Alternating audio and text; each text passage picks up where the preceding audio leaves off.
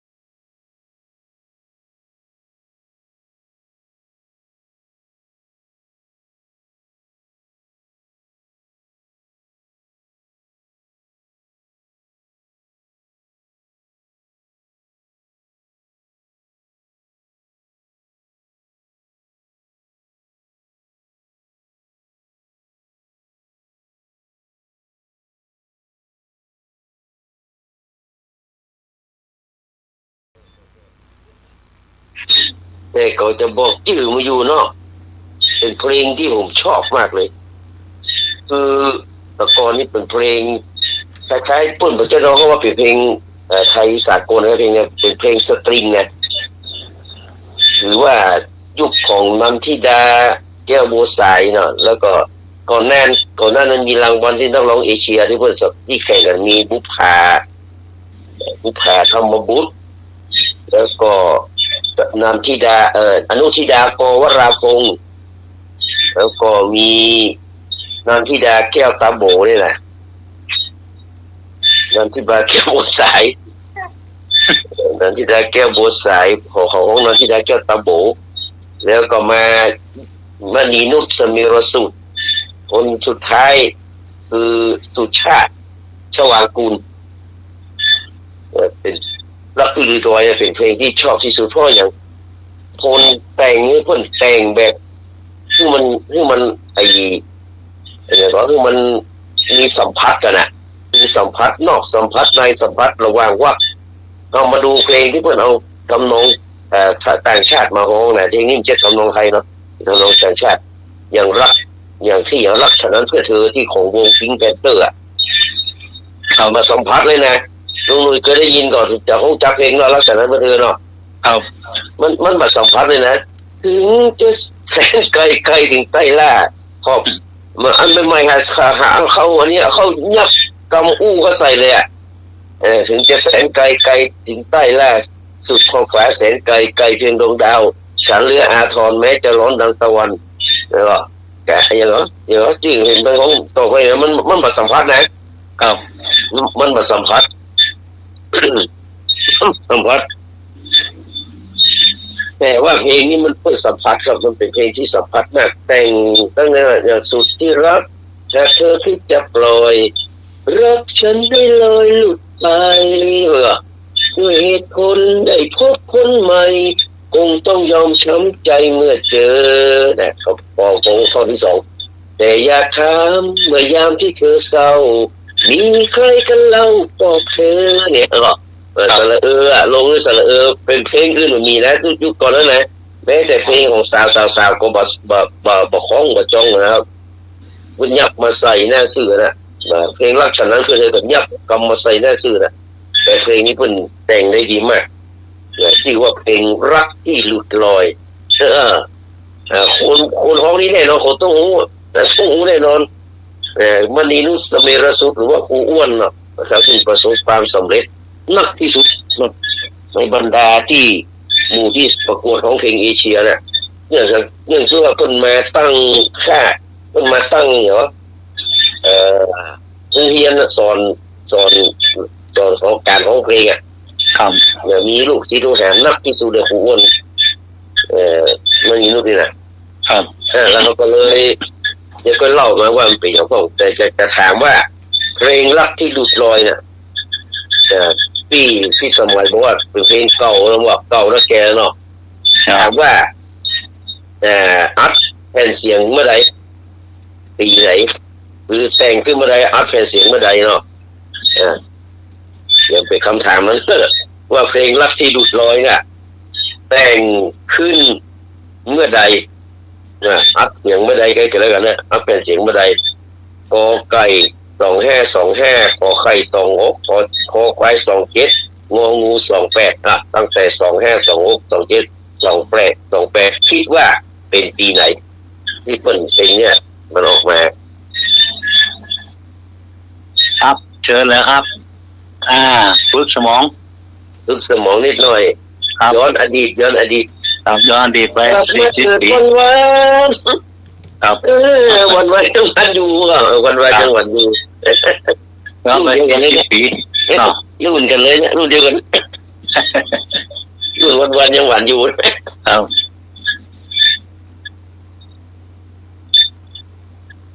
วันยังหวานอยู่วันยังหวานอยู่อันเดียวกันครับ2525นี่40 ปีไว้เหมือน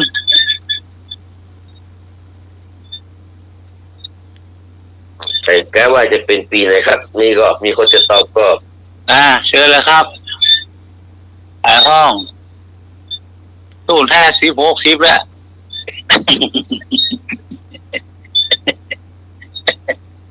สาลีตอบมาเด้อ จะบอกโบราณกรรมเปิด ลุยตอบ25ครับ เปิด2แล้วเนาะ ครับ 28 อาจารย์รัก28 เจ้าพี่กรณ์แล้วก็ไก่เจ้าสังฆเจ้า จอน25เนาะครับ 25 ไม่แอมไม่ค่อยเฉลย 25นั่นมันจะเป็นโรยัลสไปซ์สีดำเอาเจ้า28 พี่โทรมา25เนอะ ครับ25เนาะ เจ้า ครับ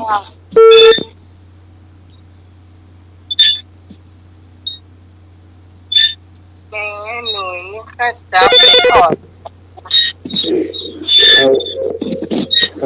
จับ ครับ เข้าไป28 28แล้วเหรอ โพง28เนาะ อันนี้ฝ่ายโปอ่ะ ครับ ไอ้พงเจ้า พงขอยาวมา ไอ้พงตัวข้าเจ้า 2425262728ก็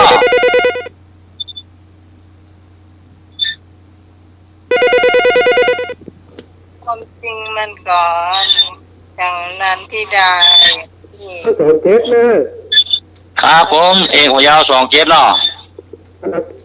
ครับขอบคุณครับ ตอบเด็ เอกหัวยาวมาปลาโบงต้นเปา ก่อนมันเป็น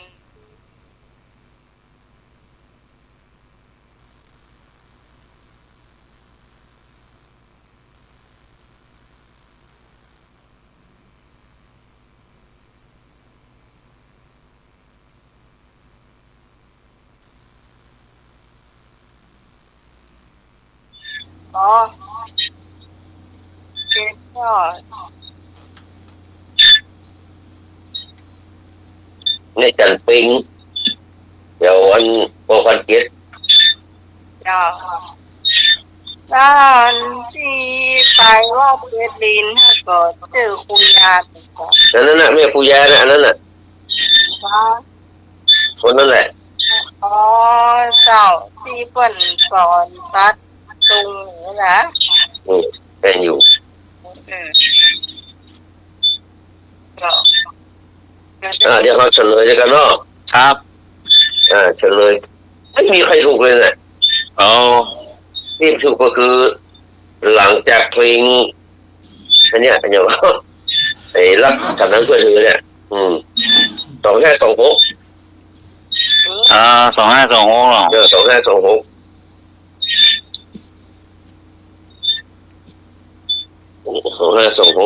ครับ แต่งโดยคุณชัยรัตน์วงศ์เจ็ดขจรเรียบเรียงเสียงประสานโดยท่านอาจารย์วิรัตอยู่ถาวรเจ้าของบทแต่งเพลงรักษณะเพื่อเธอเนี่ย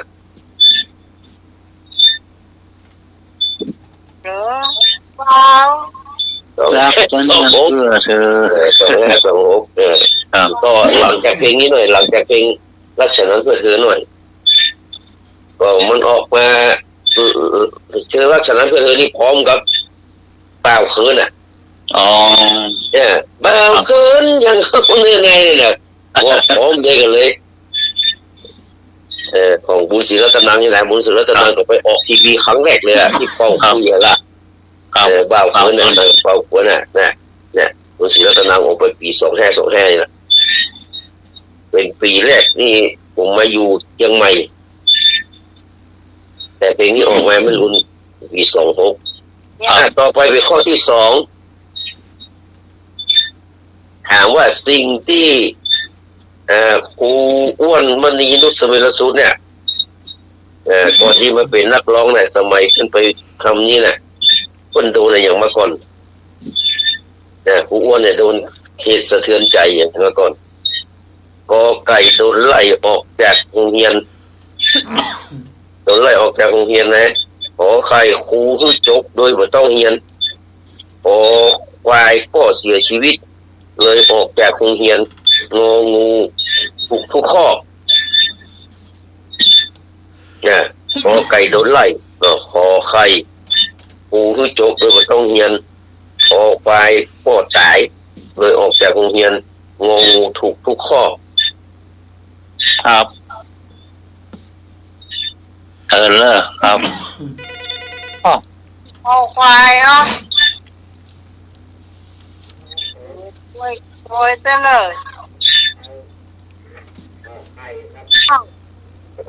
ฮะ ขอไข่ครับ ขอไข่ ครับผม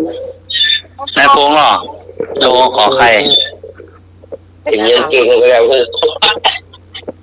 แล้ว ไข่ออก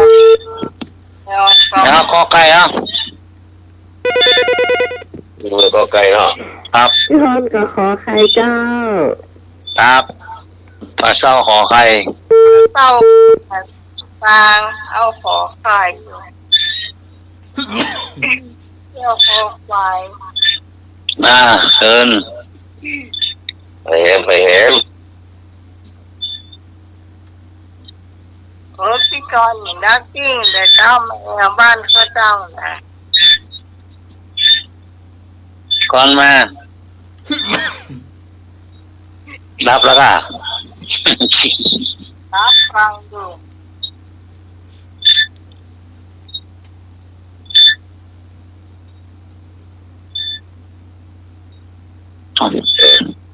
จะได้แหมจะได้แหม งามเลยแล้วเสียงหมดเลยเนี่ยหูหมดเลยเนี่ย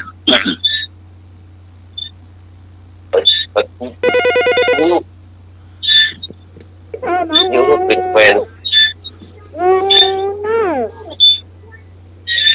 เอาถูกทุกข้อกับพี่พร เจ้า อ๋อเหรอ จริง พี่พรเราสำเร็จลูก โลกอ่ะ พี่พรเราสำเร็จลูก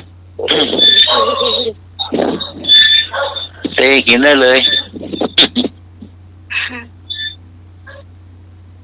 เมาหมด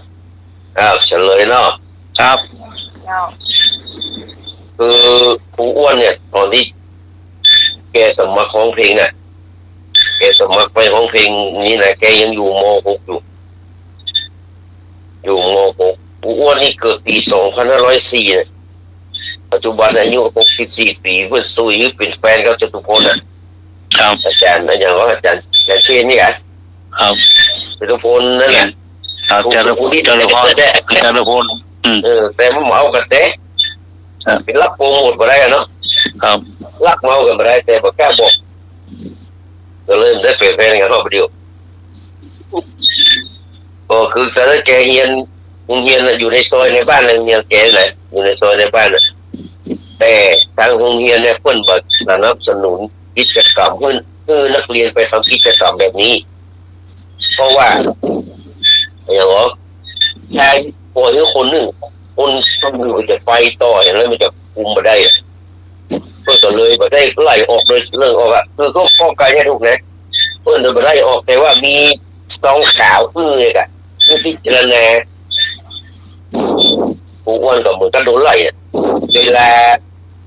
ไปย้ายโรงเรียนอะโรงเรียนมีทางขวาเนาะบ้านแกอยู่ทางซ้ายแกพอไก่โรงเรียนไปพอทางซ้ายอ่ะมันก้าวพอโรงเรียนต้องก้าวพอโรงเรียนก็เลยหรือว่าโดนหนังสือเจอที่ออกก็คือไล่ออกแล้วเนาะครับเนี่ยคือไล่ออกแต่ที่ว่าพ่อของพ่อนี่ตายไม่รู้ตายตกเครื่องบินเนี่ยพ่อคน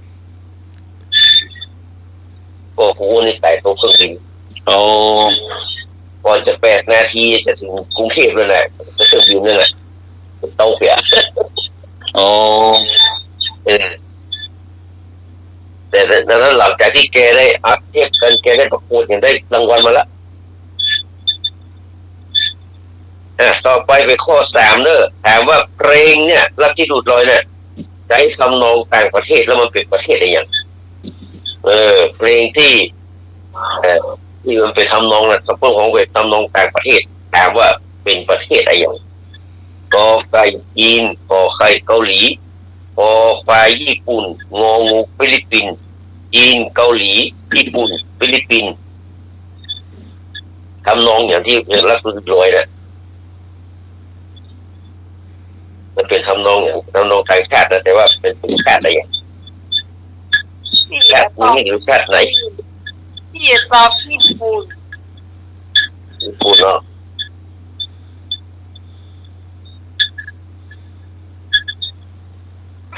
ไหนญี่ปุ่นหัวเกาหลี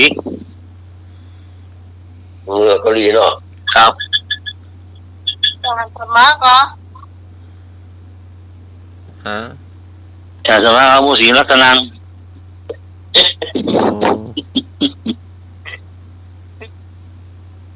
โอ้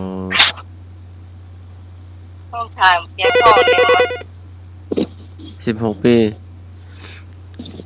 ที่พวก พี่พรเอากอไก่จีนนะเจ้า เป็นเรือจีนเนาะ ครับพี่พรปลาเศร้า ต้องกอไก่ แล้วก็จูอายศึกมา ชัน ฮะ จากสมาคมจุฬาซึ่งมาวะคนละแนวละอาจารย์ ได้อย่างอ่ะ อย่างนี้เจอหมาตายแล้วกันเนี่ย เออ เจอหมาตายแล้วกันเนี่ย สิงมาเรียบร้อยเพราะเขาลูกหม้อข้าง2 คนนะ ก็มันเสน่ห์พระเหลืองเนี่ยเนาะเนาะผมมีลูกพี่ผมคนเราไปครูสอนผมเนี่ยครูสอนนักครูสอนนักธรรมตัวครูสอนสวดตัวครูสอนตัวเมืองเลยเนาะโอ้ใส่ผ้าเหลืองมันงามอย่างน้องก็เอาโอ้จีบไปได้2-3 เดือนเนี่ยแล้วจีบกันทีนั้นต้องป่วยหรออยู่แค่จีบไปเนี่ยเอาอีโนพักอะเรียบร้อยต้องเป็นใหญ่บ้านนะใจหมู่บ้านนะมันไอ้เรามันติดไปเนาะใหญ่บ้านนะโอ้ยินดูแต่ว่า ไก่เน่ก็ ครับ ไก่ ตอนกอไก่เนาะ เจ้า ครับผม เรียบร้อยเลย ไม่พงไม่พงข้อไหน นะ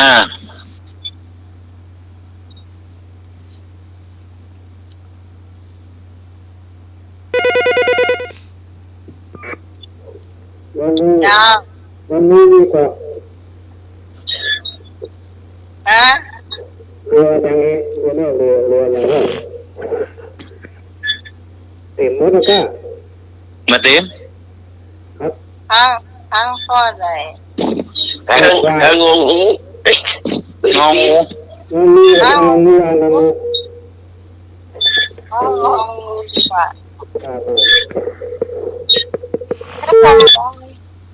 เอาหัวหนอเอามาควบไหนหนอ เฉลยเลยเนาะ ครับ จ้ะ มันเพลงนี้คงว่าเพลงที่โดยมณีนุชนี่นะเพื่อนเป็นทำนองเพลงญี่ปุ่น อันที่ ญี่ปุ่นเพื่อนว่าฟูตาริเดโอซาเกะโวฟูตาริเดโอซาเกะโวก็ปี2136เนาะผู้อ้วนนี่เป็นอัดเสียงสอนนั่นน่ะปี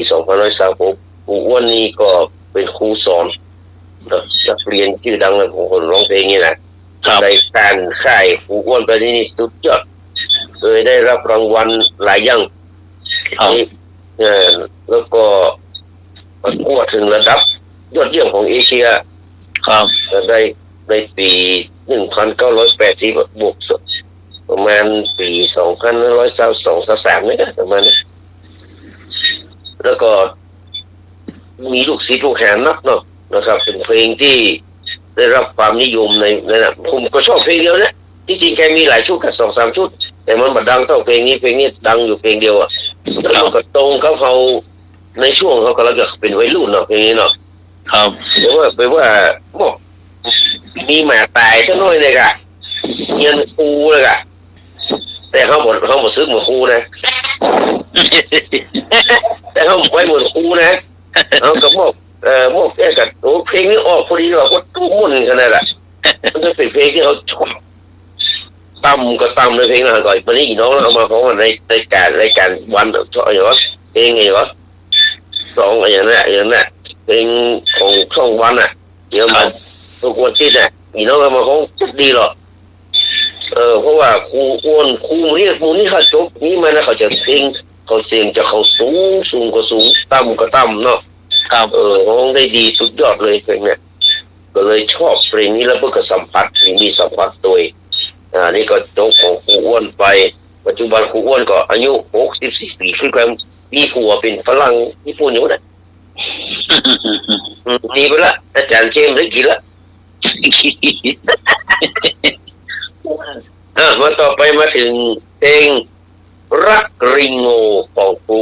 สุรพลก็เป็นเพลงที่ผมชอบเป็นเพลงอย่างเงี้ยเนาะโอ้อันนี้เหมือนแน่อันนี้น่าจะประมาณเกินน่าจะเกิน60 ปีนะอย่างเงี้ยครับเกินเนาะเกินแล้วซึ่ง249695พวกนั้นประมาณนี้นะแล้วแกผมน้อยๆเลยนะพวกนั้นในสมัยสงครามอ่ะในสมัยสงครามเกาหลีอย่างพวกน่ะก็เลยถามว่าเพลงรักริงโง่เนี่ยคำว่าริงโง่นี่มันคืออย่างคำว่าริงโง่นี่มันคืออย่างเอาเลยพอเด้อกอไก่กุหลาบขอไข่ปลาเต้าคอควายทุเรียนงองูแอปเปิ้ลกุหลาบกุหลาบมั่นใจแตงโมทุเรียนแอปเปิ้ลลิงโง่คืออย่างไปเนี่ย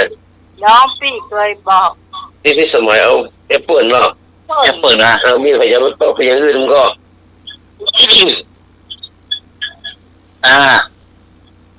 มีใครตอบไปอย่างอื่นมันก็เอาห้องงูเอาอย่างงูอ่ะขอทุเรียนเนาะเรียนแล้วเรียนแล้วครับกินนักเนาะโอ้ผมเคยได้ยินคำนี้แหละลิงโง่เนี่ยเนี่ยก็ไปว่ากุหลาบครับกุหลาบเนาะกุหลาบเนาะของกุหลาบเนาะกุหลาบเนาะนะมันตั้งมาได้มันได้ปืดไม่แยงพอหมูนะนั่นแหละมันก็ได้ยินมามือเลยว่ามันเป็นอย่างลิงโง่ละอ๋อไม้ชนิดหนึ่งมาโอ้เขาหาเลยนะน้องเฮาคงแฝงเฮาแบบพิษอยู่ญี่ปุ่นบุกิปิลิงโง่นี่เป็นเพลงญี่ปุ่นเหมือนนะทำนองญี่ปุ่นเหมือนนะเป็นทำนองญี่ปุ่นเหมือนนะตอนแรกเขาคิดว่าลิงโง่นี่น่าจะเป็นเกาหลีเพราะว่ามันแต่งในช่วงสงครามเกาหลีไงปัจจัยถ้าเป็นญี่ปุ่นเหมือนกับเพลงราชดูดลอยนะจ้าพี่พันเอาแอปเปิ้ลนะว่าพี่ฉันเนาะแอปเปิ้ลนะแอปเปิ้ลนะใส่ยาแผลแดงอย่างนั้นแหละรับรองกาแฟแดงหรอก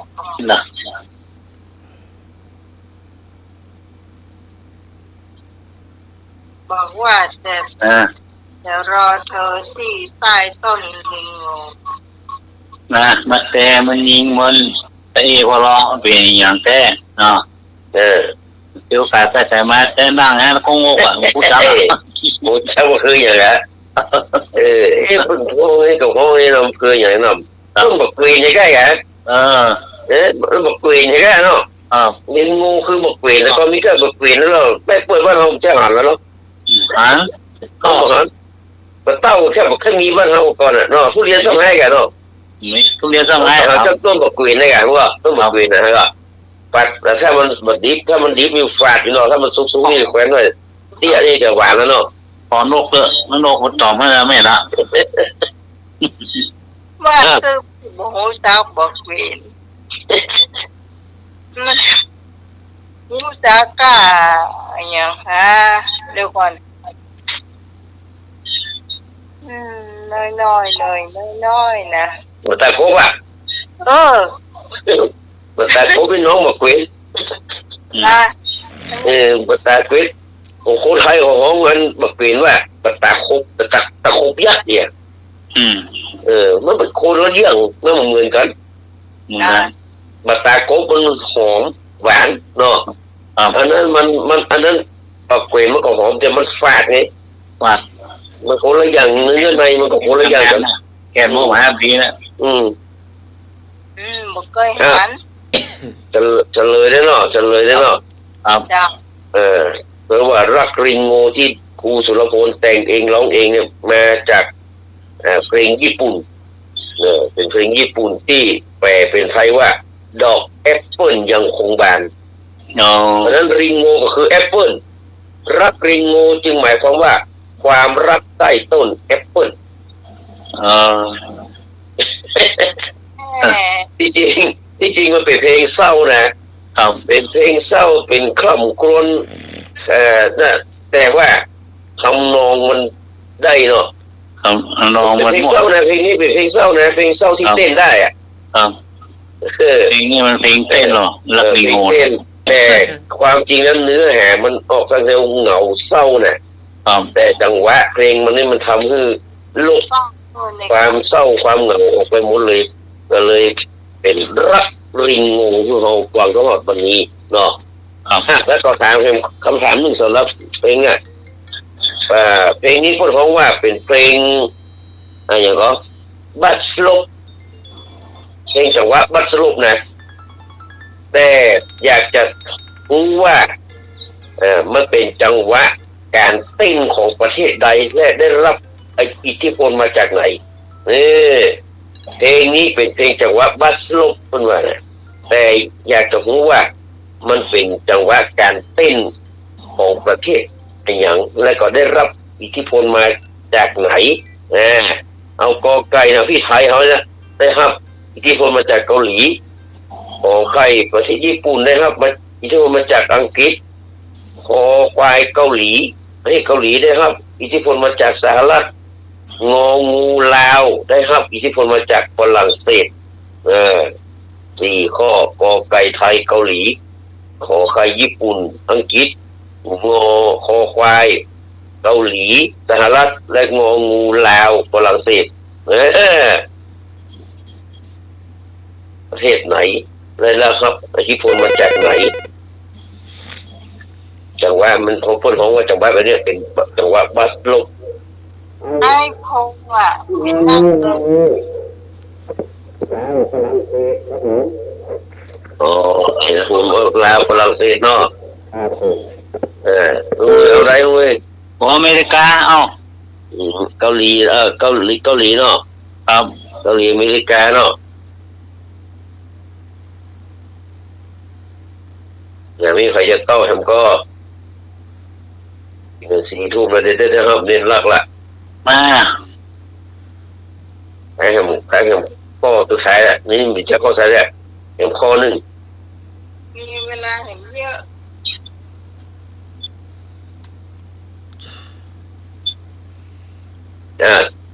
แต่เลยแล้วมีคนถูกละเนาะไอ้ปงถูกไปละนี่เวลาลาผู้จัดการจัดงานในผู้จัดเปิดเพลงเนี่ยอย่างเงี้ยก็ได้ครับที่พูดมาจากฝรั่งเศสเพราะว่าหมู่นี้มันเป็นเมืองขึ้นของฝรั่งเศสไงอย่างผู้วันที่เขาเดือดร้อนเนี่ยผู้วันเป็นได้กับไกลฝรั่งเศสได้กับหรอไอ้ครับลูกพยานละแวกเพื่อไอ้ฮุนเซนไอ้ฮุนมันเนี่ยไอ้แน่แง่ว2-3 ตัวเนี่ยเดือดร้อนก็พอที่เรา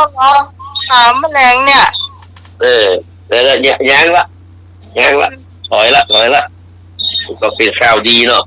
ถอยละก็เลยว่าการที่ถามข้อสุดท้ายเลยเนาะการที่ฝ่ายไทยมันยอมทำตามการยั่วยุของกัมพูชาจนปัญหาทุกอย่างผ่านไปด้วยดีเพราะใจรักทำมาอย่างนี้เป็นปัญหาทำแล้วเนี่ย ครับ การที่ฝ่ายไทยยอมทำตามการยั่วยุของกัมพูชาเนาะมันจะอู้อย่างว่าอย่างเรื่องของมันเนาะจะคุดคูอย่างเล็กกูเลยของมันนั่นแหละมันก็เป็นเขาบ้านเขาก็โดนโกงแล้วกันเนาะ ค่ะแน่นอน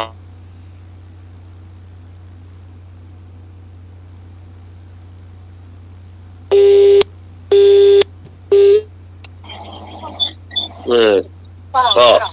เขาใจรักทำอย่างต่อไปนี้กอไก่เมตตาอุเบกขาขอไข่กรุณามุทิตาขอควายสันติสติปัญญางองูวิริยะสัจจะเมตตาอุเบกขากรุณามุทิตาขันติสติปัญญาวิริยะสัจจะเข้าใจรักทำอย่าง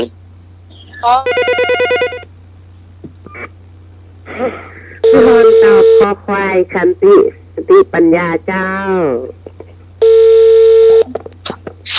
ฉันสมัคร ครับผม ครับผมมีกระแสไฟบ้านผมดับนะครับ ผม ครับผมใช้ไม่ได้เลยวันนี้ ผมจัดรายการไม่ได้เลยวันนี้ ครับ ครับเด่นรับไฟดาวกัน ไฟดับลุงแหนน โอ้ แล้วล่ะเซียวมีลง นั่น มันได้จัดไฟดับเฮ้ย มีแบต ครับ ไม่เป็นไรเนาะเดี๋ยวจะเล่าที่ทานแตนเลยเนาะ ครับ เอาเลยลุงแหนนเอาเลย ไว้สาครับก็ จ้า ถูกละที่ว่านี่ก็คงมันจะอื่นมันใช้ไม่ได้เราเมตตาอุเบกขาใช้ไม่ได้เลยเมตตาอาจจะใช้เยอะแต่อุเบกขานี่มันได้มันลิงอุเบกขาเล่นมันเล่นเอาดีๆละกรุณาก็มาได้เนาะกรุณาก็มาได้มุทิตาก็มาได้วิริยะก็เพียรมาได้สัจจะมาได้เมื่อเรามีขันติความอดทนเนาะมีสติและรู้ได้ตลอดเวลาต้องเงียบไปเลยต้องนับเนาะมีใจปัญญาพิจารณาไตร่ตรองมาเอาฟังกำซุยบอกว่าจะลีมูนี่มาได้อะเนาะไปมันแม่มันจะมีห้าหลอดมันยุ่เปิดไปแค่ไปยิงไปอย่างโอ้ยเยอะไปเลยมันมีสติปัญญาเนี่ยมันดีเนอะก็มันคือเปิดส่วนเขามันที่จริงมันที่นี่อย่างนั้นคือมันคนที่ให้ไปเหยียดลูกบ้านเปิดเมืองเปิดบ้านเขาไปที่อยู่ห้าหลอดอู้อย่างไรก็ได้หมู่เขียนพอละเนี่ยไปเลยอะตุยเพิ่นตุยแทน น้ำผมหม้อเข้าแล้วเก่ากัน เอ เดี๋ยว อ เนาะ มันเนี่ยเป็นเลยโอ้รัฐบาลเพิ่นแจ้เพิ่นกำลังอู้กันแด้โอ้ยอย่างเป็นอย่างอันล้ำเหลือคนเราผมว่ามันอยู่ยากนะสังคมแบบนี้อยู่ยากขนาดอ่ะ ครับ โอ้พอเพิ่นอันนี้แล้วเนี่ยโอ้โหไปจับโซ่เรื่องอย่างมันได้โอ้เราต้องยอมรับว่าเพื่อใช้ความอดทนไหนภูมิธรรมนี่นะโอ้ยแต่โดนด่ามีชิ้นดีแล้วแต่ไงอ้วนแล้วนะอินดูนะแกเหมือนเนี่ยชาวบ้านกล้าขายเนาะ แม่เขาเนี่ยตัวเก่าอยู่ตั้งนอกมันเต็มหัวเรื่องหัวแล้วอย่าง เพื่อกล้า บ้า ขาน ย เพื่อนนี้นั่นไปยื้อลบไปอย่างเนาะ ครับ ดีละเราถือว่าเป็นสิ่งที่ดีนะเขาถอยออกไปแล้วก็อันนี้ละเนาะ แม่น วันนี้มีข่าวมันน่าเชื่อว่าข่าววันลูกนะไม่นักร้องเลยมันตายอีเดนร้องในญี่ปุ่นกันนะนักร้องมันตายและสมบัติไว้450 ล้านลูกคนเดียวเนี่ยที่ไปอยู่ฝรั่งเศสนะเอามันยอมรับมรดกของแม่โอ้มันแปลกใจนะแต่ว่าคนมาทำนายคนมาเฉลยว่าที่ลูกคนเนี้ยบอกครับตัวหนึ่งเรื่องอะไรอย่างก็สมบัติของแม่นะมันไม่ใช่เป็นเงิน มันเป็นอันลิขสิทธิ์เพลงเนาะเป็นไอ้พวกเครื่องประดับอะไรต่างๆที่มันขายเป็นเงินยากมากเอาไปนี่ก็แล้วก็จะต้องเสียภาษีนะยิ่งอยู่ต่างประเทศนะถ้ามาเอาเนี่ยนะต้องเสียภาษี55%อ่ะก็ยังมีเขาพี่100 บาทที่โดนไปละ เกินเนาะ เดี๋ยว45 บาทเลยอ่ะ เปิด แล้ว เอา ก็อย่างอันที่สุดก็คือความสัมพันธ์แบบดีคือมันคือความสัมพันธ์มันตัดกันละ ตัดลูกตัดแม่กันไปละ ครับ เพิ่นก็เลยบอกเอา450 ล้านปล่อยเถอะว่าเหมา เนี่ยอ่อนมันอ่อนในระยะเนาะ แน่ล่ะมันไปอยู่ฝรั่งเศสเนี่ยค่าของญี่ปุ่นก็แค่ 15% แต่ถ้าติดฝรั่งเศสมันจะนักเชื่องนักกว่านั้นเนี่ยมันก็เลยบอกเอาซะอย่างละอยู่ก็ได้ดีกว่าโอ้มันก็มีทางอะไรอย่างอ่ะเอาละก็เลยมาเอาละปล่อยให้ไปจัดการกันแล้วแต่ละเองอ่ะ อ๋อ เนี่ยนี่ก็มีลูกคนเดียวเป็นนักร้องดังนะโดนตายไปมาดูนิทานที่อย่าอู้มันเป็นนิทานแท้ๆเป็นนั้นเป็นเรื่องคล้ายๆอย่างนั้นเห็นปะเรื่องคล้ายๆกับที่สอนใจซะอย่างอ่ะนะมันมีไก่ตัวหนึ่งนะโดนงูฉกนะมีไก่ตัวหนึ่งโดนงูบ้านเขาของว่าไหนงูขบพี่เนาะ ครับ งูกัดนี่นะบ้านเขาว่างูขบพี่หมด ครับ งูฉกพี่เนาะครับ นะงูมันได้ฉกไก่ตัวหนึ่งโดยพิษที่มันแผดเผาอยู่ในร่างกายไก่ก็เลยวิ่งหนีล่นหนีเอาชีวิตรอดแล้วก็ปิดมายังคอกของตัวเก่ามันเป็นปีเก่าไปนะเป็นปีสาวคนเก่าไก่ตัวนี้นะไก่แม่แต่ไก่ตัวอื่นๆกับเลือกที่จะไล่นะครับไก่ตัวนี้ออกไปก็อย่างก็กลัวว่าปิดงูจะลามมาถึงเก่าเพราะกลัวว่าปิดงูเนี่ยจะลามเข้าหาตัวเก่าโอ้ไก่ตัวนั้นก็เลยเตียวออกไปกระเพกออกไปให้ตัวด้วยความเจ็บปวดแต่ไม่ใช่เจ็บปวดเพราะพิษงูนะแต่เพราะถูกทอดทิ้งจากพวกพ้องน้องพี่ในวันที่อ่อนแอที่สุดเนี่ยอ่อนแอที่สุดไก่ตัวนั้นก็เลยเตียวห่างออกไปลากขาที่มันบดีที่มันเปี้ยๆนะครับไฟก็ขึ้นตัวสั้นเนาะค่ำคืนอันเหน็บหนาวหยดน้ำตาได้ไหลลงไปยังทุกอย่างก้าวไอ้หมูไก่ในคอกก็พอไก่ตัวนี้เตียวออกจากไปจนตัวเนี่ยหายไปมาอยู่ในสายตาละคือแบบไปจนลับตาไปบางตัวก็อู้ว่าปล่อยมันไปเถอะเดี๋ยวมันก็ตาย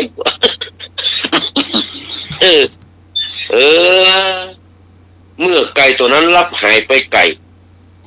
เราไก่ต่างก็เชื่อว่าไก่ตัวนั้นตายแล้วพี่สาวตัวเก่าตายแน่นอนบางตัวขึ้นถึงขั้นไปพ่อฟ้าเงินพ่อฟ้าหวังว่าจะได้หันอีแหงบินวนไปวนมาตามนั้นนะแต่ได้ว่ามันกล้าเอาผีนี่เนาะเพราะมันตายหรอกแต่วันหนึ่งก็มีนกตัวหนึ่งบินมาถึงคอกไก่แล้วก็แจ้งข่าวว่าพี่สาวของมูเธอยังไม่ตายแต่เลยยังมีชีวิตอยู่อาศัยอยู่ที่ในถ้ำบักไก่ชนิดใดน่ะไปพอวันแรกเธอรอดมาได้แต่ต้องเสียขาเพราะว่าพิษงูมันกำลังพวกพิษงูมันกำลังนี่ไปก็เลยเสียขาไปเธอกำลังหิวและต้องการความช่วยเหลือถ้าอยากเข้าเนาะอยากเข้าสารเข้าไก่เข้าสารเข้าเปลือกนี่เนาะแล้วเขาช่วยเหลือแต่ว่าหมู่ไก่อยู่นั้นดักเซ็ตตอนที่จะมีข้อแก้ตัวเริ่มขึ้นว่าโอ้เราไปไม่ได้เนอะเราต้องออกไข่มาแหละไอ้ตัวนึงก็บอกว่าฉันไปไม่ได้ฉันต้องออกไข่ไอ้ตัวก็บอกว่าฉันยุ่งอยู่กับการหาเข้าสลีมากินเนี่ยเอ็มกำตัวก็บอกว่าโอ้ใครก็ต้องพอลูกๆนะสุดท้ายก็มีใครไปยอมไปช่วยสักตัวนกก็เลยปิกไปยังถ้ำด้วยมือเปล่าและเวลาก็ผ่านไปและวันหนึ่งนกตัวนั้นก็ปิกมาพร้อมกับข่าวเศร้าว่าพี่สู่เขานี่ตายหมดแล้วเนอะตายไปแล้วเนอะตายอย่างเดียวดายอยู่ในถ้ำตายตัวเดียวนะไม่มีใครอยู่เคียงข้างไม่มีใครฟังศพหรือว่าให้เธอได้ฟังเลยทันใดนั้นความรู้สึกหนักอึ้งก็ กอุ้มคอกไก่ที่เคยออกไข่ก็ยุดวางไข่นะ ไก่ที่เสาะแหเข้าสลีก็ละไว้เลยไก่ที่พอลูกก็ลืมไปทุกอย่างในชั่วขณะเพราะความเสียใจเจ็บยิ่งกว่าพิษใดๆเป็นว่าเป็นจะใดนะครับเขาบอกไปให้วุยกว่านี้หมู่มันถามกันนะถามเราเดียวเป็นได้เขาบอกไปให้วุยกว่านี้ถ้าเขาไปวุยกว่านี้พี่เขาคงหมดไหนเหมือน แล้วพวกมันทั้งหมดก็เดินออกเนี่ยไปที่ถ้ำเดินไปที่ถ้ำด้วยน้ำตาและความเสียใจตอนนี้พวกมันมีเหตุผลที่จะไปหาพี่สาวมันแต่หรือว่ามันขวายลงไปละสายเกินไปละเมื่อไปถึงถ้ำพวกมันก็บอกแปะแม้แต่เงาของไก่ตัวนั้นมีเพียงจดหมายไก่ก็เขียนจดหมายได้นะมีเพียงจดหมาย1 ใบที่เขียนไว้ว่าในชีวิตนี้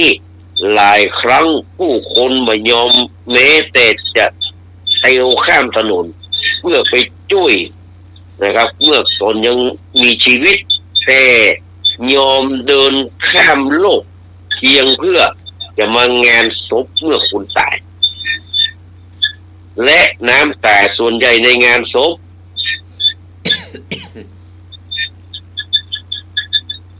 ก็ได้เกิดจากความโศกเศร้าแต่เกิดจากความรู้สึกว่าผิดและเสียใจนี่คือคนบ้านเรามักจะเป็นอย่างนี้เนาะแต่แล้วว่าเวลาอยู่นี่ใส่ร้ายเนาะไปเยี่ยมเวลาป่วยนะไปเยี่ยมเวลาป่วยไปช่วยเวลาตายใส่ร้ายเวลาอยู่เชิดชูเวลาเป็นผีเนาะเอาความดีไปเล่าในไปเยี่ยว3-4 นาทีคนบางคนบอกว่าบางคนก็ไปตลกไปอย่างว่าคนเฮานี่บ้านเฮานี่ตายนี่โดยเฉพาะพวกเป็นรัฐมนตรีพวกที่เป็นคนใหญ่คนโตข้าราชการท่านผู้ใหญ่นะทีนะคนที่เล่าแต่ความดีว่าเดี๋ยว2-3 นาทีมันก็จบละก็ได้เผาละแต่ถ้าเรื่องความชั่วเนี่ย3 ปีจะได้เผาก็ดังนั้นก็เวลาคนเขานี่ถ้าจะดีต่อกับเมื่อเขายังมีชีวิตอยู่เนาะคนว่าจะรู้จักบ่าวดีคนว่าจะรู้จักบ่าวดียามมีกิจมวลญาติสนิทในสมัยภัยให้ผลมิตรก็เช่นเดียวกันในวันจนแล้วก็สามีภรรยาตนในวันที่ทรัพย์ดับสูญไปคนว่าเวลาข้าศึกประชิดจะเห็นใจทหารเพิ่นว่าเวลาที่กู้ทรัพย์สารจะหันใจผู้ที่สัตย์ซื่อมือสะอาดเวลาที่แนบนี่จะหันใจแล้วว่าเวลาจะหันใจบรรดาสามีภรรยาเนาะยามพินาศมายามทรัพย์สินเงินตาเหลียเนี่ยโอ้ผัวเมียเนี่ยที่1ละถ้าคนเหล่านี้นะครับจะยอม ช่วยเหลือกันแล้วก็มีใครมาช่วยละส่วนมากจะเป็นอย่างนี้เนาะเนี่ยที่ทานไก่ที่ว่ามานี่ก็เป็นเนี้ยเนาะเวลาเพิ่นป่วยแล้วยังหมดไปช่วยเนาะถ้าไปตอนนั้นเพิ่นไปช่วยอย่างก็จะได้จะหายจะตามอยู่เนาะอันเดียวนี่อ้างธุระเนี่ยเพิ่นว่าจะรู้จักบ่าวดีเมื่อมีกิจเนี่ยนะมวลญาติสนิทยามสมัยไปชื่อคนนั้นโดนงูคบพ่อเพื่อนอะไรก็มีปัญหาลูกที่มันยอมตัดจากแม่เนี่ยก็จะมีเหตุนี้ถ้าพูดอาจจะขอเล่ากับเรื่องเนาะที่ว่าตอนตัดญาติสามีก็คงจะช้ำใจพอสมควรเพราะว่าเขาได้เลี้ยงดูกันมาเนี่ยมีแค่จี้ว่าเป็นแม่เป็นลูกกันมาแล้วแต่ว่าเหมือนอยู่ความติดพันกันก็ยังน้องปอยได้กันเนาะมีพ่อแม่ป้าคนเลี้ยงเนี่ยถ้าลุงเป็นคนเลี้ยงน้องปอยสบายนะแล้วก็ต่อไปก็จะให้อาจารย์สมัครเนาะอาจารย์สมัครถามปัญหาธรรมะถามปัญหาพุทธประวัติเนอะเดี๋ยวจะได้ว่าจะไปก็เนี่ยแกบอกว่า ทำงานทั้งวันน่ะมึนน่ะขอ จะเป็นอย่างละก็อู้เป็นเรื่องประชาสัมพันธ์เรื่องขึ้นไปเรื่องผมว่าจะได้มีธุระพวกนี้ต้องตื่นตีสี่นะไปพุ่นน่ะต่างไฮโดยสเก็ตพุ่นน่ะพุ่นน่ะ โอ้โห แต่วันเสาร์หน้าก็ไปกันใหม่เนอะ ครับ ขอกราบนมัสการขอบพระคุณท่านพระครูสมุนะครับอย่างว่าวิสุวัฒน์วรชิตโจผู้ในวยการสถานีเจ้าวาดอาตัวกับมือเลยเนาะกราบนมัสการขอบพระคุณท่านพระครูบดิการสมัครยานศิโลเนอะ ก็ รับไปแล้วกันอ่ะมาตายให้รับไปแล้วนี่ บินบาตแล้ว ขอบพระคุณพี่พิสมัยสุริโยดรเนอะ จ้า ขอบพระคุณลุงนุย ครับผม ครับขอบพระคุณเน้นอารักษ์แล้วก็ขอบพระคุณญาติธรรมทุกคนทุกท่านที่ติดตามรับฟังรายการนะครับวันเสาร์หน้าอาทิตย์หน้าถ้ามีงานที่ไหนก็จะมาจัดรายการตามปกติครับวันนี้ขอกล่าวคำว่ากราบนมัสการกราบสวัสดีครับ ขอบคุณครับผมนะครับ เจ้าขอบคุณนั่งซิมมาช่วย โอ้ผู้ลูกตีสีภารกิจไปจัดเจ้าอ่ะ น่าแก่พวกเนาะ มหาวิษณุว่าเงินเดือนไปเซ็นนะเนี่ยเดี๋ยวก็เงินนักเราเข้าคนไหนเนี่ยวันหนึ่งมีไป3 ปีก็เสียลูก ไอ้โว้เขาไผ่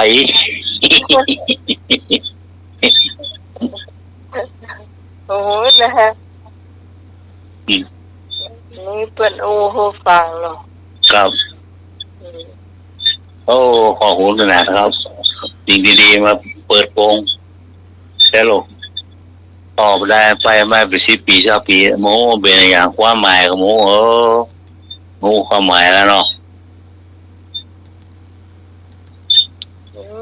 บางอย่างก็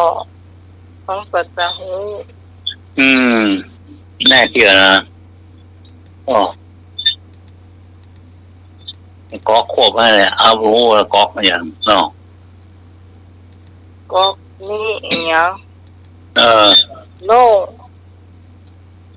ก๊อกควบให้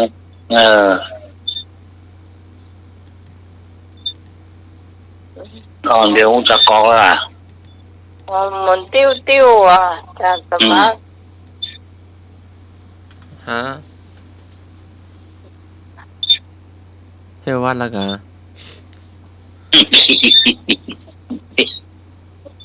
เที่ยววัดอ่ะ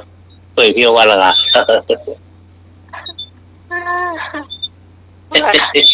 หายแล้ว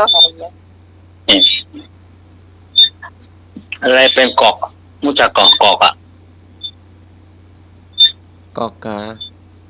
อย่างสมมติจะกอก กอกตักเข้าหูเข้ากะ ก๊อกเจ็ดตาเข้าไปเลย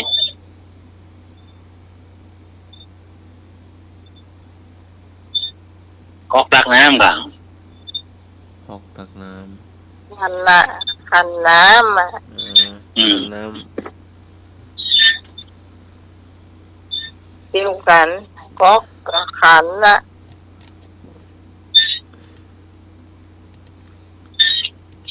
ทำไมอย่างดีกว่าปะว่าจะได้ไปมั่งเดี๋ยวมันจะรับเห็นไปได้ ำอะไรอยู่ใกล้ไฟแต่ไม่เคยไหม้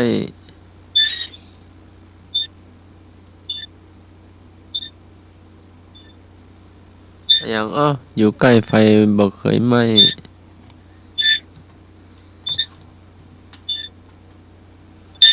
อยู่ใกล้ไฟมันไหม เจ้า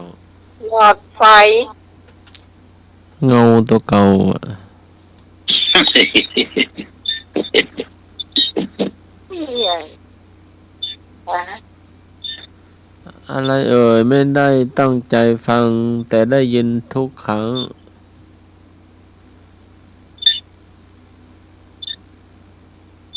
ม ไม่ได้ตั้งใจฟังแต่ได้ยินทุกครั้ง เสียงเพลง ที่บ้านในหนุ่ยเนี่ยก็ เราขวัญ เราหวาน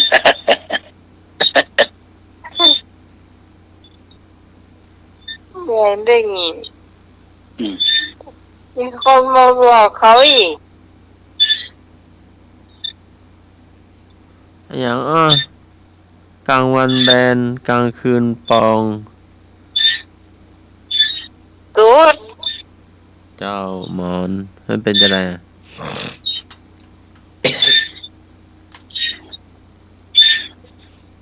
วันเบอร์เกตอีกป่ะรู้มันไปติดกันฮะ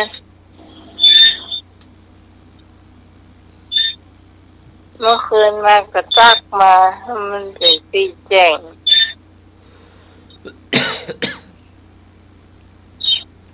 ถูกต้องอย่างมีฟันเยอะบ่เคยกินข้าวจักเตื้อ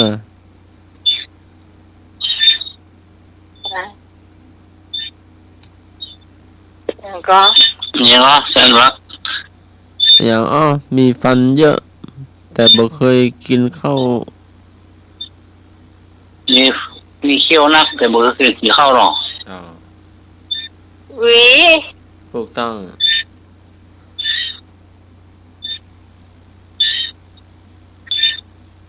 ไปหาพี่พรมาคนดีกว่า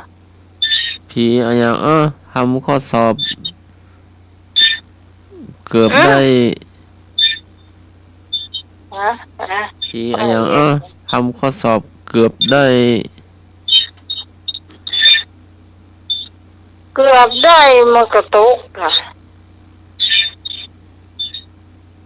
ผีลอกข้อสอบ เกือบได้อะมันตกอ่ะเนาะไม่ใช่เกือบตกหรอกมันเกือบได้อะ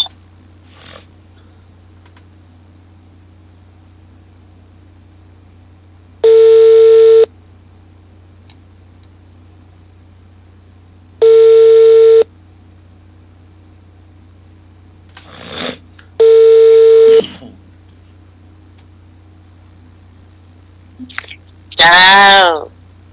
จ้าแม่ลูกนึกเข้าใส่บาตร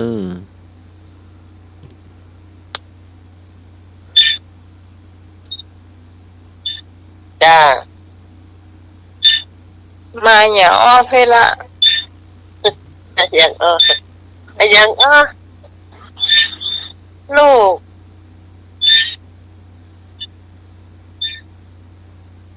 ลูกบ่มีพ่อมีแม่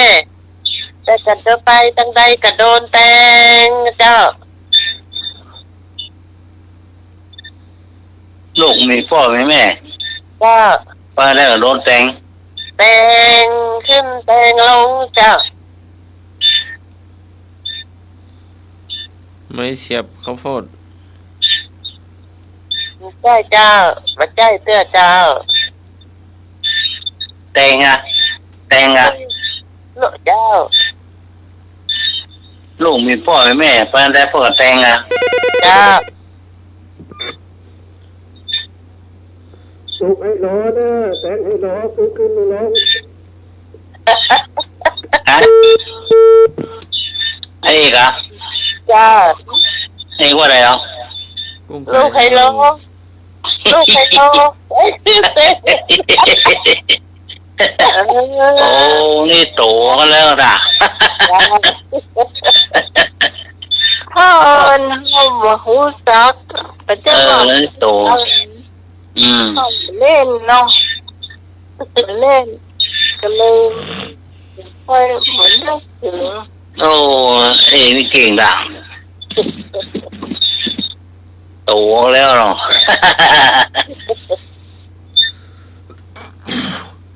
เข้าอย่างอยู่ในน้ ฮะ ำเข้าอย่างอยู่ในน้ เข้าโอเคอ่ะ ำข้าวต้ม เอา เข้าอย่างอยู่ในน้ ข้าวต้มว่ะ ก็ต้มอ่ะเป็นไทยจะต้มเนาะต้มเลยนะคะจ้า ำต้มมันยังจุดจอมค่ะเมื่อคืนห้ามเบี้ยแต่เนอะ ได้ เนี่ยกระดาษ เออ เนี่ย หั ก็ วใจ ต้ม หัวใจสลาย พูดแต่เจ้าต้องขอบคุณพี่กรณ์นั่งๆเนอะเอาบ่ม่วงเขียวแล้วก็ตัวใหญ่ รับเดือนนี่ เอา ล เดี๋ยว บสลายล่ะ ขอรับจ้ะ อืม รับจ้ะเอาม่วงเขียวใหญ่มาฮื้อเอาม่วงฟ้าลั่นมาฮื้อ โอ้ มะม่วงอย่างก็ได้สนุกมหาสนุกก็อย่าง มาลูกอ่ะ สุกแล้วน้องเลยเอากินกับข้าวเหี้ยเลย โอ้มหาสนุกหอมนะน้องไหม จะลาชอบเห็นแม่บอกเพื่อแต่ว่าอย่างก็เกี่ยวใหญ่มีอย่าห้อยเก้าอี้เห็นอยู่โอ้อันนี้แกนมันใหญ่อยู่ จ้าเนื้อนะ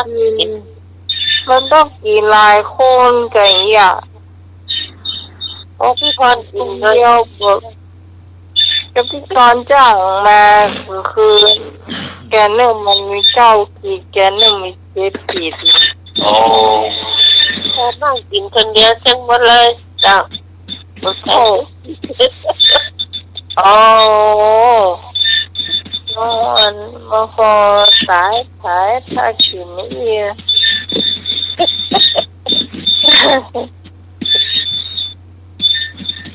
ต้องกินหลายคนแล้วก็เอาถั่วมะเขือใหม่ถั่วฝักยาวนะถั่วสีม่วงเนี่ยจะเอามาให้ใหม่มีดมันตัวแล้วก็ฟักถั่วยาวเจียวเอามาแล้วแม่เอาตากเป็นเก็บมาแล้วแม่ตากเป็นสีม่วงจะลูกที่บ้านเพิ่นนะครับ คราวนี้ถ้าปลูกกำนี่มาเป็นสีม่วงแสดงว่าบอกว่าไม่เป็นตาอย่างม่วยเด้อ แล้วก็ถั่วแร่แหม ดุก ถั่วแร่แหม2 กิโลเจ้า โอ้ปลูกได้จัดนัดเนาะ โอ้โหคุณบอกว่าเดือนนี้ปลูกไว้ถึงปีหน้าก็ได้ปล่อยทยอยปลูกเนาะ เนาะ แต่อันนี้ก็จะปลูกทีละ3 แปลงเจ้าคุณน่ะวันประมาณวันอังคารเมื่อได้ปลูก ครับแล้วก็สลบสลายอ่ะ ก็ต้องขอบคุณนักโอ้มาก็ไม่ได้บอกล่วงหน้าสักอย่าง จู่โจมเลยเนาะ มาแบบจู่โจม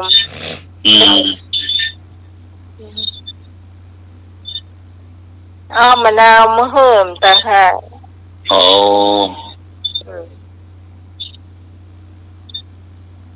แต่แกบอกว่าห้องน้องเย็นสบาย นี่ไม่เอาเสียงโทรศัพท์โทรเข้ามาแล้วมันฮับแล้วมันแปลงหน้าแดงครบเกี่ยวครบกลางว่าได้ของว่าเนี่ยนึกว่าอะไร นี่ว่าอะไรโกรธอ่ะ ฮะ โกรธลูกไม่ว่าไหม มันคนด้านนอกก็ไม่ได้ยินอ่ะมันได้ยินคนเดียวอ้าวโทรศัพท์มาเนาะครับ มันก็แปลงหน้าแดงโคตรโคตรแต่โคตรว่าบีบมือบีบอย่างก็ใครหูว่าอะไรดัก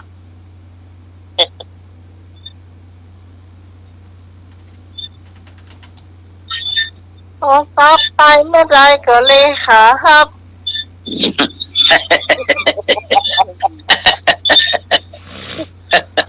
ทำห้าคนเดียวเลยขาครับ ตู้ลุงกับล้างปันตู้ลุงกับล้างป่านปอนมาเจ้าก็ตายแล้วเข้า แม่ผมปลาข้อความฮะปลาของล่ำเหลือแม่ง ตู้ลุงกับล้างป่านปอนก็ตายแล้วเข้ามาเจ้าโอโมไป โตเขาเปิดเนี่ย น้องไปตานเอาอีนี่มาเมื่อใดอีน้อง นี่เป็นตอนไหนไม่พอจ้ะเอานี่เป็นตอนไหน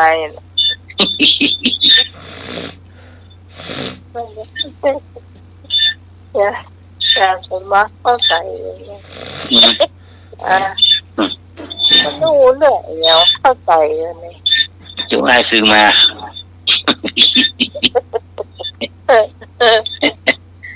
มันเป็นอะไรจริง จุ๊ไอ้ซื้อมา ตั้งใจหลอกหรือว่าอย่างไร ถ้าแม่มันแฟนกับเอาลูกมาเยอะ3 คนข้างแปลงอ่ะ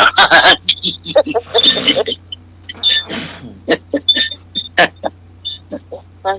ดูไอ้เรื่องดูนี่ก็น่าแก่คนหนึ่งเดียวนะมีคนหนึ่งก็ดีนะ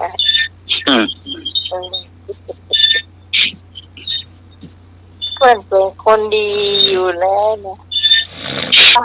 ไปลงอารมณ์มีคนหนึ่งแล้วมีลูก2 คนไม่นะเดี๋ยวนี้ตายนะเจ้าคู่ใหญ่คู่เขาจะคู่อย่างใหญ่ให้มันกลับมาได้ มีสติกะบอกเพื่อน กลายเป็นผู้ ตั้ง เล่า สติตั้งสติใหม่อย่างปัจจลานะกะ เราขนาดอุปาไปอู้ถวยเป็นยังบานั่นเลย ตั้งสติตั้งต้องมีสติ อู้หาอู้ได้กะ เนาะ ความจริงมัน อู้ได้ ก็ใช้เวลาเนาะใช้เวลาใช้ อู้ได้แต่ว่า เป็นกรรม เพื่อน เป็นเขามาก่อน นี้ดูอ่ะ เคยไปเอานี่เก่ามีหรอกเนาะ จ้ะ นี่ข้างบัญชีเก่ามีหรอก นี่ค้างบัญชีอ่ะ ครับ บัญชีที่ต้องชำระอ่ะ แม่น วันโอนแต่ว่านี่แต่ว่าตอนนี้ที่ชอบเป็นคนประกาศวันนี้คือว่าคุณทราบเป็นคนประกาศนะครับ นี่เก่าบัญชีเก่าหรอกต้องล้างกันไป จุมว่าตอนน่าจะมีงานสักอย่าง ของเอง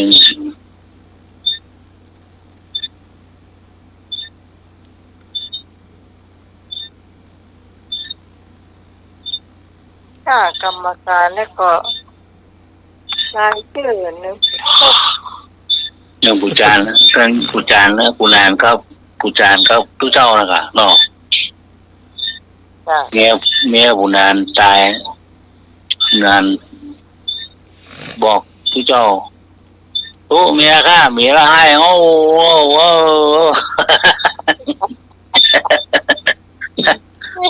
ทุกเจ้าเจ้าบอกโอ้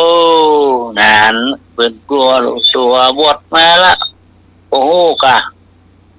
เพื่อแก้เจ็บตายธรรมดาโลกโอ้เป็นบวชพายไปให้ดังอายเพื่อน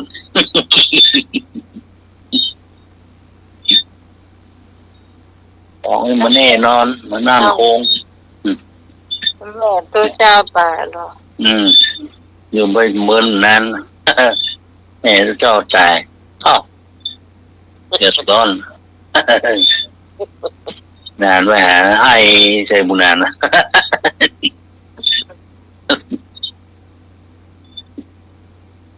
โอ้ให้ดังแท้นะว่าตู้ตัวเป็นตู้เจ้าตู้หลวงให้ดังเลยโอ้กะบอกว่าเอาไม่เอาจ่ายโอ้หมดถ้าตัวต่อ แม่หาลูกเนี่ย ใส่บุญนานนะ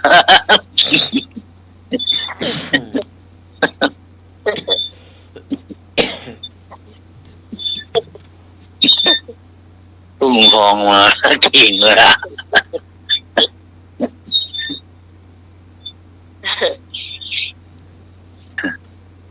ทุกเจ้าเล่นใหม่ๆอ่ะ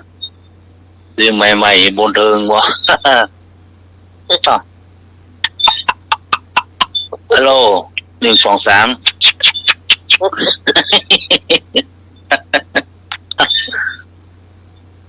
เปิดห้องสถานเพลงไปเที่ยวเมาใหม่ๆอยู่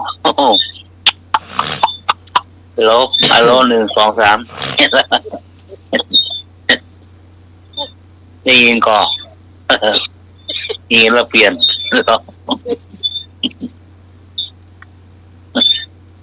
เด่นหน่อยเดือดร้อน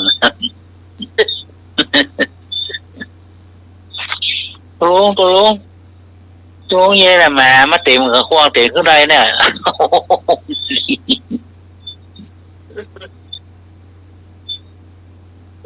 เล่นใหม่ท้องมาเนี่ย ฮัลโหล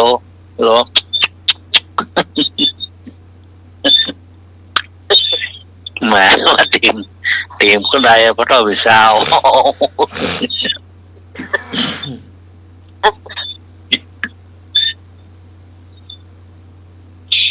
จะบอกว่าฉันเป็นไปตีเมาใหม่เมาใหม่อย่าอ้อต่อแหมอย่าอ้อต่อแหม ตำบลบาพาทะลุบาพานักกลางอะไรอย่างอ้อ ดิ้นจ้ะ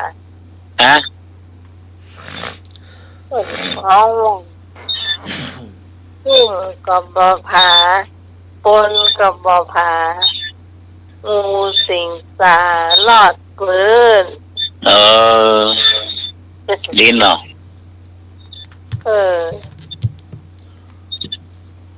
มันจะถามเหมือนตอนเฮา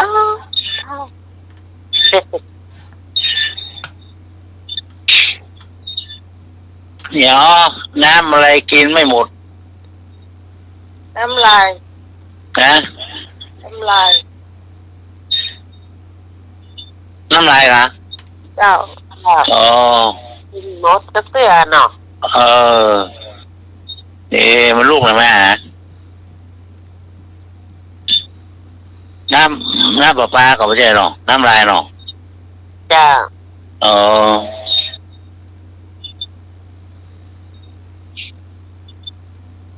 มาอย่างอ้อมาอย่างปออาบเต็มปอกิน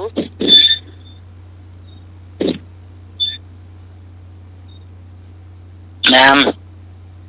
เนี่ยมาพอกิน จ้าปออาบเต็มปอกิน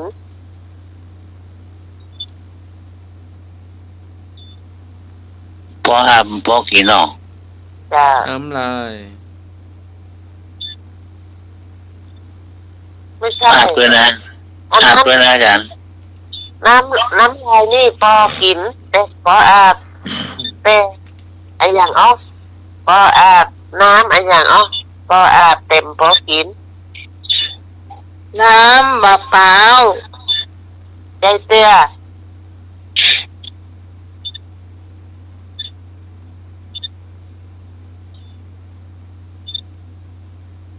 น้ำบอกอ่าน มาแล้วมาเปิดโปงเลย หน้าเมียเอาเนี่ยหน้าเมีย ฮะ หน้าเมียที่มันเขาห่อเมียเอามันห่อสามหน้าตายอ่ะ ถูกต้องจ้าถูกต้อง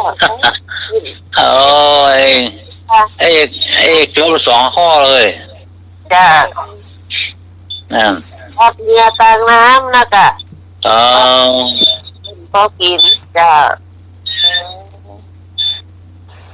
จ้ะ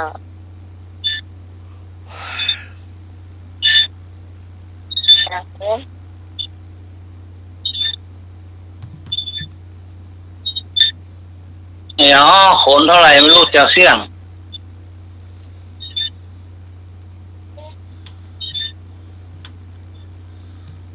คนกะหล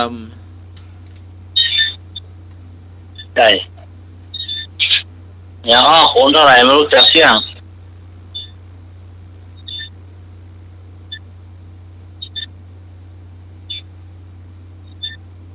ำมันเป็นสิ่งของหรือเป็นของกิน สิ่งของก็ไม่ใช่ของกินก็ไม่ใช่นะอยู่ในตัวคนเนี่ย คนหนึ่งจักเสียง คนหัวลุก นะ คนหัวลุก ส่วนของลูกก็ไม่ใช่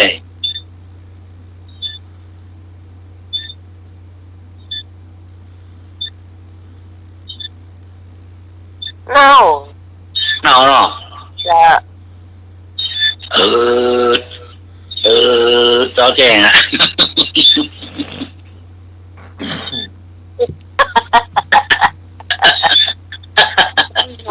นี่ต้องเอาวันมาสาม คนแท้คนว่าสมมติกดแจ้งหมดแล้วจะกลาย แพ้คนว่า มันดูมาฟังใต้ฟังเหนือ เออ ทำงานถามคนเดียวตอบคนเดียว ถ้าปากโจนฝาว่ามือเด้อ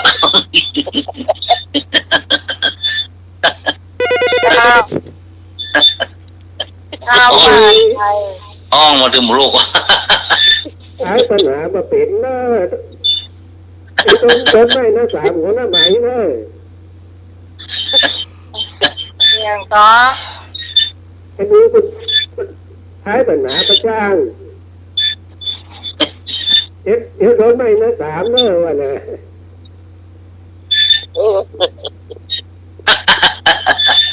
หายปัญหาประตูแม่งหายไปเลย ไม่น่า3ว่ะ แม่หรอแม่ของเมืองแล้วกันค่ะมันไม่ได้สายเมืองก็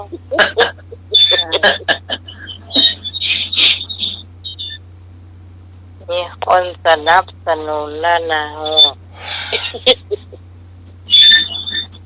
จึง ยัง2 พี่น้องอยู่หลายดอย หมูเนาะยังก็ไก่มานก็ไก่หานรีบรี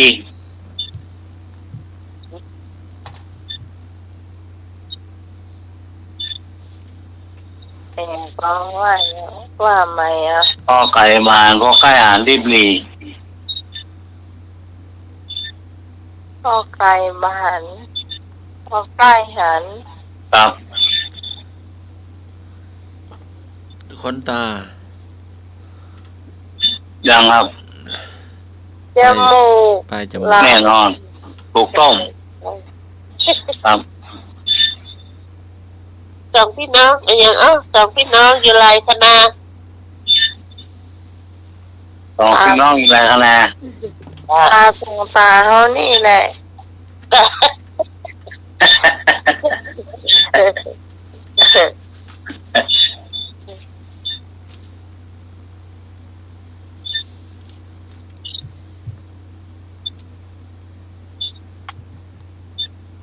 การสมัครกระถามแหละ ปลา หมอตายเพราะอะไร อ่ะ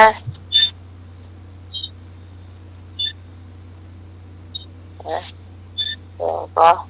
ปลาหมอตายเพราะอะไร ใส่เข้าปาก ตาหมอใส่พ่อปากดก เพราะบ่หายใจมา เอออันนี้ก็ถ้าอย่าโดนบนก็ อืม ไม่แสบนะคือน้อยหน่อยตะกี้ แบ็คแฮมโดนใบแดงแล้วไปไหน อืม แบ็คแฮมโดนใบแดงแล้วไปไหน ไปนอกสนาม ไปเป็นทหาร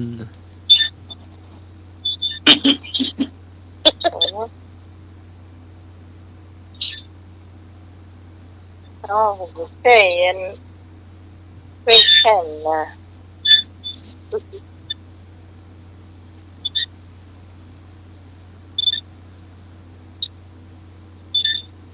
นะฮะ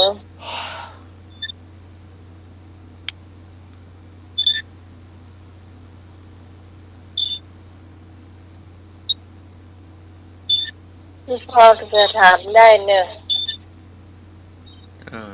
อีก5 นาทีพรุ่งนี้มีงานนะ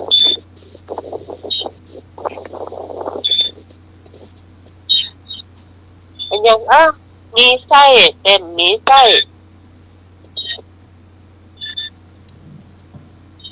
มีไส้แต่มันมีไส้ จะ ไส้ตะเกียง ไส้ไก่ ใกล้ด้วยค่ะ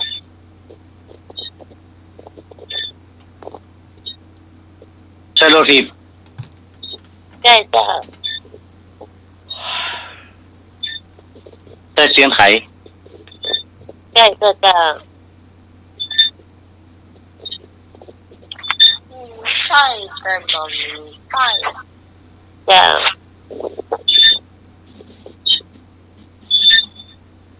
แล้วมันจะเป็นยังไง ไส้ถั่ว ไส้ จะ ไส้วัว ใกล้ ไส้ตัน ใกล้ เน่า หน้าเหรอ ครับ ไส้เดือน เออ ไส้อะไรนะ ไส้เดือน ไส้เดือน ไม่คำถามอ่ะ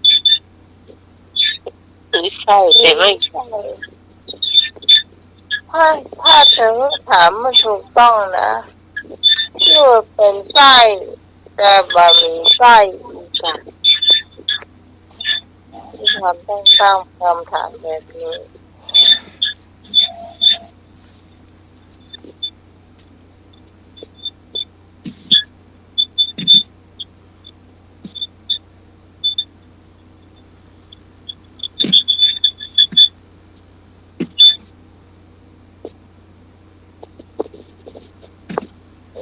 เป็นหนึ่งพ่อก็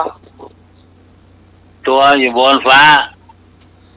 ชื่ออยู่บนฟ้า ตัวอยู่ในตลาด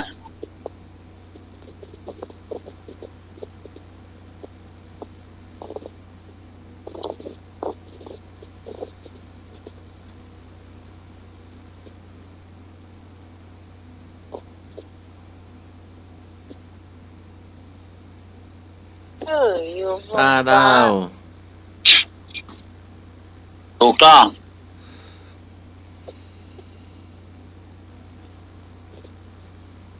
เนี่ยเหมือนกันนะชื่ออยู่บนฟ้า ตัวอยู่ในห้องครัว ไข่ดาว อืม ไข่ดาว ไข่ดาวอ่ะ ไข่ดาวถูกต้อง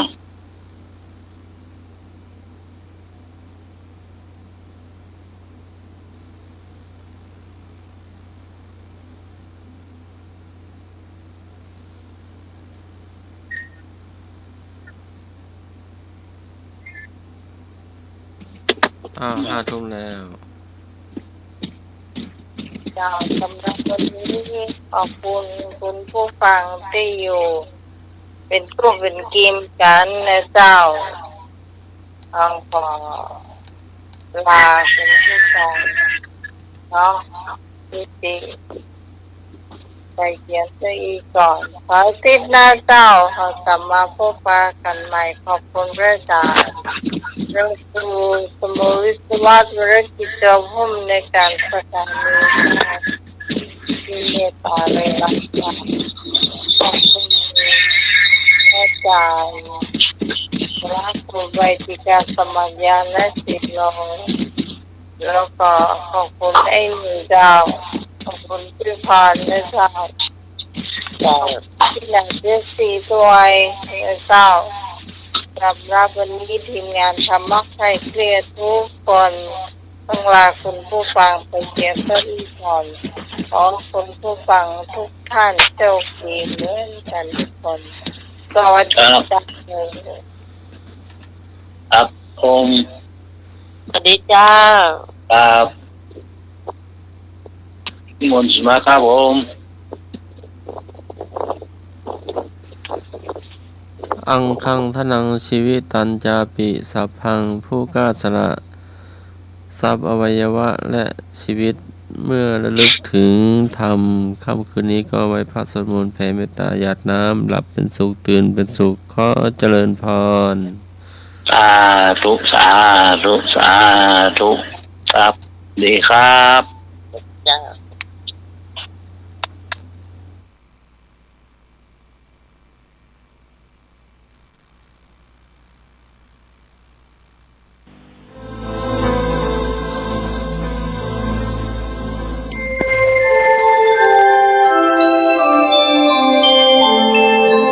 ขณะนี้ท่านกำลังฟังสถานีวิทยุกระจายเสียง FM 104.5 เมกะเฮิรตซ์